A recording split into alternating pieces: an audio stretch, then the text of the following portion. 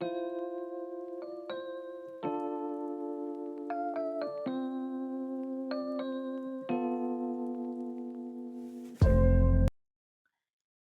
Everyone. मैं आज आपके लिए एक इनइक्वेशन लेके आई हूँ, trigonometric inequation. Sine x cos cube x less than sine cube x cos x. और जो एक्स के ऊपर कंडीशन है वो ये है कि x is between pi and 2 pi. X equal to pi या एक्स इक्वल टू 2 पाई ये दोनों ही इंक्लूडेड नहीं है, मतलब आपके सॉल्यूशन सेट में ये दोनों वैल्यूज इंक्लूड नहीं होंगी। और जो चार ऑप्शंस आपको दिए गए हैं वो चार ऑप्शंस आपके सॉल्यूशन सेट की नेचर को बताते हैं। लाइक वो सॉल्यूशन सेट जो है वो सिंगलटन सेट है क्या, या कोई ओपन इंटरवल है क्या, या finite set having more than one element है क्या, या union of two disjoint sets है क्या। तो आपको वैल्यूज ऑफ एक्स ऐसे में आंसर नहीं लिखना है। तो एक चीज अच्छे से समझ लीजिए कि इन चार ऑप्शन से आपको कुछ भी हिंट नहीं मिलता है, कुछ भी क्लू नहीं मिलता है। तो इसका एक ही तरीका है कि आप इस इनइक्वेशन को कंप्लीटली सॉल्व करिए और तभी कंक्लूजन निकालिए। Please don't jump over the conclusion without solving. Without solving कभी भी कोई भी कंक्लूजन करने की कोशिश ना करें। तो यहां से हम शुरू करते हैं ये inequation sine x cos cube x less than sine cube x cos x. इसको थोड़ा सा सिंप्लीफाइड वर्जन में लिखिए, sine x cos x into cos square x minus sine square x less than 0, जिसको मैंने नेम कर दिया है 1। अभी ये प्रोडक्ट ऑफ थ्री क्वांटिटीज है left side, sine x, cos x और cos square x minus sine square x. तो जब कभी आपकी इन इक्वेशन में प्रोडक्ट ऑफ थ्री क्वांटिटीज हो या मोर देन टू हो बेसिकली, तो एक चीज समझ लीजिए कि सॉल्विंग इन इक्वेशन इतनी आसान नहीं होती है। तो इट्स बेटर कि हम उसको आसान बनाने के लिए कुछ कंडीशंस का यूज करें। लाइक आपको दिया गया है x is between pi and 2 पाई। अगर ये है तो इसका हम इस्तेमाल कर सकते हैं। क्या करेंगे कि x बिटवीन पाई एंड 2 पाई है, मतलब ये आप थर्ड या फोर्थ क्वाड्रेंट में है। अगर आप थर्ड या फोर्थ क्वाड्रेंट में हैं तो इसका मतलब आपका साइन एक्स नेगेटिव होना पड़ेगा। अगर साइन एक्स नेगेटिव है तो ये जो बचा हुआ पोर्शन है cos x into cos square x minus sine square x, इसकी क्या वैल्यू होगी, पॉजिटिव होगी कि नेगेटिव होगी। तो इससे मुझे कंक्लूजन मिलेगा कि cos x into cos square x minus sine square x has to be positive. क्यों? क्योंकि cos x into cos square x minus sine square x ये पॉजिटिव अगर होगा और साइन एक्स नेगेटिव होगा तभी तो इनका प्रोडक्ट नेगेटिव आएगा। ओके, तो इसको मैंने नेम कर दिया 2। cos x into cos square x minus sine square x greater then 0, इसको मैंने नेम किया है 2। अभी हम कहां पर हैं, थर्ड क्वाड्रेंट में है कि फोर्थ क्वाड्रेंट में है, या हम इकट्ठा इसको सॉल्व करने वाले हैं, इस पे सोचने की जरूरत है। तो मुझे एक पहला जो ऑब्जर्वेशन मिलता है वो ये है कि x equal to 3 pi by 2 in equation 1 को सेटिस्फाई ही नहीं करता। क्यों? क्योंकि ये जो cos x है ये cos 3 पाई बाई 2 बन जाएगा at x equal to 3 pi by 2, और cos 3 पाई बाई 2 जीरो होता है, तो इसका मतलब लेफ्ट हैंड साइड पूरी जीरो बन जाएगी। तो आपको मिलेगा 0 less than 0 which is a meaningless statement. तो x equal to 3 pi by 2 तो श्योरली सेटिस्फाई करता ही नहीं है। लेकिन इसको नोटिस करने से मुझे एक चीज अच्छी पता लगी कि मुझे 3 पाई बाई 2 को पकड़ के मैं आगे बढ़ सकती हूँ। तो मैं क्या करूंगी कि जो मेरा इंटरवल पाई टू 2 पाई था उसको मैं दो हिस्सों में डिवाइड करती हूँ। पहला है pi to 3 pi by 2, so that is my case 1, that x lies between pi and 3 pi by 2। इसका मतलब अभी आप थर्ड क्वाड्रेंट में है और हम इन इक्वेशन सॉल्व कर रहे हैं जिसको हमने नेम 2 किया था, that was cos x into cos square x minus sine square x greater then 0।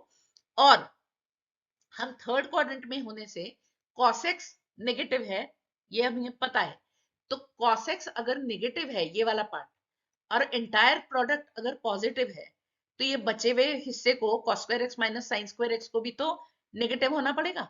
तो इससे मुझे कंक्लूजन मिलता है कि साइन स्क्वायर एक्स को अभी cos स्क्वायर एक्स से बड़ा होना पड़ेगा, तभी तो वो cos square x minus sine square x negative आएगा। ओके, तो sign square x greater then cos square x ये मेरा इन दोनों से कंक्लूजन है। इसको मैं थोड़ा और सिंप्लीफाई करने के लिए दोनों साइड में cos स्क्वायर एक्स से डिवाइड करती हूँ, एंड फिर मुझे मिलेगा tan square x greater than 1, which is a better or I would say easier statement.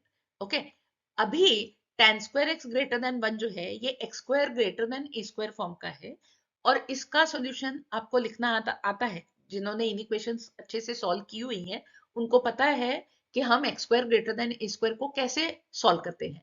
तो उसको यूज करके मैं इसका सॉल्यूशन लिखती हूँ कि tan x लेस देन -1 और tan x ग्रेटर देन 1। तो tan x लेस देन -1 और tan x ग्रेटर देन 1 ये अभी मेरे लिए हिंट है, इनसे मैं करस्पॉन्डिंग वैल्यूज ऑफ x निकाल सकती हूँ। लेकिन बिफोर आई डू दैट मुझे एक चीज अभी और ध्यान में रखनी है कि हम तो थर्ड क्वाड्रेंट में है ना, तो थर्ड क्वाड्रेंट में तो tan x पॉजिटिव होता है। तो अगर tan x पॉजिटिव है तो ये tan x लेस देन -1 का कुछ काम ही नहीं है, क्योंकि इसमें तो सारी नेगेटिव वैल्यूज होने वाली है tan x की, और हम बोल रहे हैं कि हमारा tan x जो है वो पॉजिटिव है। तो इसको तो आप रिजेक्ट ही कर दीजिए, tan x less than -1 is rejected.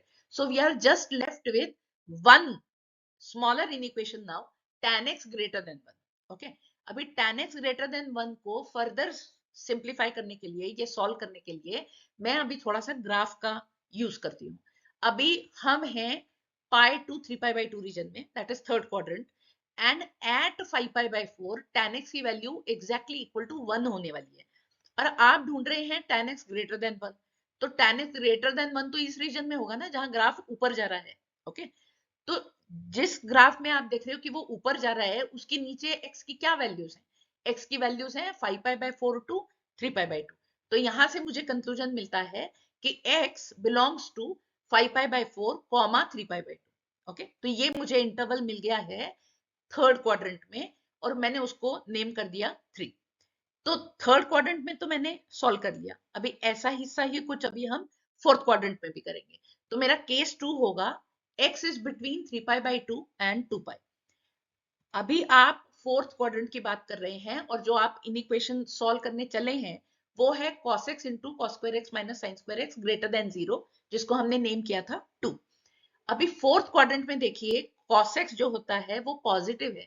अगर आपका ये cos x पॉजिटिव है और एंटायर प्रोडक्ट भी पॉजिटिव है, तो जो cos square x minus sine square x वाला पार्ट है उसको भी तो पॉजिटिव ही होना पड़ेगा, राइट? तो cos square x minus sine square x greater then 0, इससे भी तो मैं आगे कुछ और कंक्लूजन लिख सकती हूँ। मैं क्या लिखूंगी? इससे मुझे मिलता है sign square x less then cos square x, और इसको जैसे हमने पहले किया वैसा ही फिर से एक बार और कर सकते हैं, divide by cos square x on both sides and get one simpler inequation. Simpler inequation मुझे क्या मिली? tan square x less then 1 मिली। ये x square less than a square form की है। इसका सॉल्यूशन आपको पता है कैसे लिखते हैं, राइट? तो उसी को यूज करके आप इसका सॉल्यूशन लिखिए, tan x between -1 and 1। Okay, तो अभी सॉल्यूशन के काफी पास पहुंच चुकी हूँ। हम अभी लिख रहे हैं tan x बिटवीन -1 एंड 1, लेकिन अभी भूलिए नहीं कि आपका जो क्वाड्रेंट है वो फोर्थ क्वाड्रेंट है, और वहां पर tan x नेगेटिव होता है। अगर ऐसी बात है तो इस वाले पार्ट में tan x की नॉन नेगेटिव वैल्यूज इंक्लूडेड है, मतलब 0 और 1, बिटवीन 0 एंड 1 ऑल्सो वो सारी वैल्यूज इंक्लूडेड है। उनका हमारे कुछ काम नहीं है क्योंकि tan x आपको नेगेटिव चाहिए है। तो इसलिए मैं इससे एक बेटर स्टेटमेंट लिखती हूँ कि tan x is between -1 and 0। Okay, अभी tan x बिटवीन -1 एंड 0 है, आप फोर्थ क्वाड्रेंट में है, मतलब 3π/2 टू 2π। मैं अभी थोड़ा सा ग्राफ की हेल्प ले रही हूँ। ओके, और at 7π/4 tan x would become equal to -1। हमें चाहिए है tan x greater than -1। tan x greater than -1 के लिए आपको इस पार्ट पे मूव करना जरूरी है, हमें ऊपर जाना जरूरी है। ऊपर क्यों? अगर आप ऊपर जाएंगे, ग्राफ ऊपर चढ़ेगा, तभी इंक्रीजिंग वैल्यूज आपको मिलेंगी। तो tan x ग्रेटर देन -1 के लिए अगर आपको वैल्यूज ऑफ x ढूंढनी है तो वो बिटवीन 7π/4 एंड 2π होंगी, करेक्ट? तो यहां से मुझे कंक्लूजन मिलता है that x belongs to 7π/4 2π।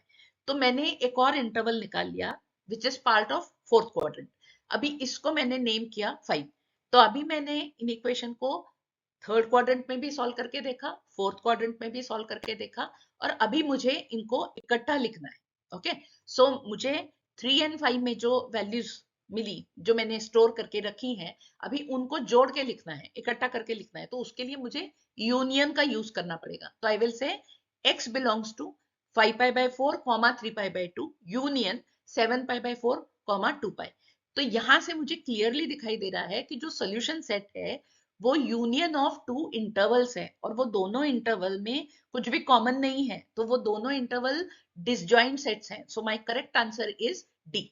So understand one thing, ये डी में क्लियरली लिखा हुआ था union of two disjoint sets, so I could conclude. अच्छा, तो अभी ये जो क्वेश्चन था ये जेई मेंस से थोड़ा ऊपर लेवल का था। जेई मेंस में थोड़े स्ट्रेट फॉरवर्ड क्वेश्चंस पूछे जाते हैं, लेकिन जेई एडवांस में थोड़े फंडामेंटल बेस्ड होते हैं। आपकी डेफिनेशंस एकदम क्लियर होनी चाहिए, ग्राफ्स आपको अच्छे से पता होने चाहिए। आपको 2 या 3 टॉपिक्स को इकट्ठे करके जब क्वेश्चंस पूछे जाते हैं जो मेनली जेई का पार्ट होते हैं, तो उस टाइप के आपको क्वेश्चन के आंसर भी करने आने चाहिए। यहाँ पे आपने देखा, क्या नोटिस किया कि हमने इनइक्वेशंस भी सॉल्व की, लाइक अलजेब्रिक इनइक्वेशंस, और ट्रिग्नोमेट्री भी इन्वॉल्व थी, इंटरवल्स इन्वॉल्व थे, क्वाड्रेंट्स इन्वॉल्व थे। और एक चीज देखिए, हमने ट्रिग्नोमेट्रिक इनइक्वेशन सॉल्व की, हमने कोई अलजेब्राइक इक्वेशन नहीं सॉल्व की। तो एक्चुअली क्वेश्चन में ऐसे कहीं भी हिंट नहीं होता है कि आपको अलजेब्राइक इक्वेशन जैसा कुछ यहाँ पे सॉल्व करना है। ओके, तो ये सारा सबका मिला के कॉम्बिनेशन था। सो आई जस्ट फाउंड ये एक अच्छा क्वेश्चन है, आपसे अगर डिस्कस करेंगे तो आपके भी और अंडरस्टैंडिंग में क्लैरिटी आ जाएगी, इसीलिए मैंने ये क्वेश्चन आपके साथ में आज डिस्कस किया। Okay, so we meet on next time with something new. Till then, stay tuned. Thank you.